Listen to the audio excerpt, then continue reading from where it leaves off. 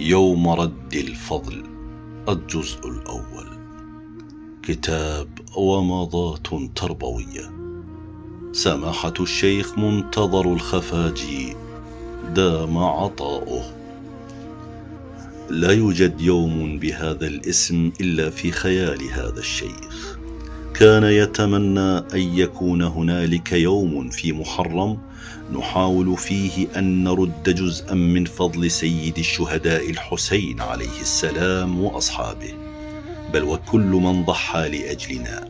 نتخلى في هذا اليوم عن تجارتنا الزاخرة التي نخشى كسادها، ونعمل بعض عمل الأحرار، أعني ليس بنية طلب الأجر والجزاء، إنما ردا لفضل هؤلاء علينا، ليس يوما بل ساعة واحدة، لكنه خيال من خيال.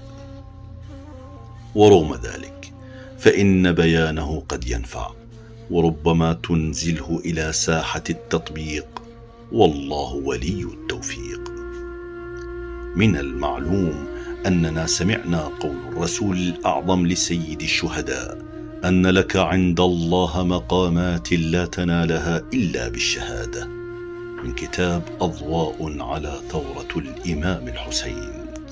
ومن المعلوم الذي لا يقبل الشك أن الحسين عليه السلام لم يخرج لأجل تلك المقامات بدليل قوله: إنما خرجت طلبا للإصلاح في أمة جدي رسول الله، بل ولم يسمع منه في كل المواطن أنه خرج طلبا لتلك المقامات.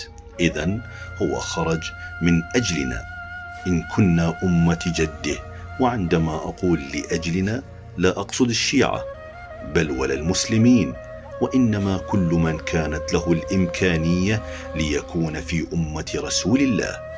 ونفهم من ذلك أنه لم يكن في حسبانه عليه السلام تلك المقامات، إنما فضل إصلاحنا وما تقتضيه مصالحنا على تلك المقامات، فكانت تضحيته من أجلنا، وليس من أجل الإسلام كمفهوم أو معتقد، وإنما من أجل الناس الذي نزل لهم الإسلام، والذين من المفروض أن يتلبسوا بذلك المعتقد ولو بعد حين.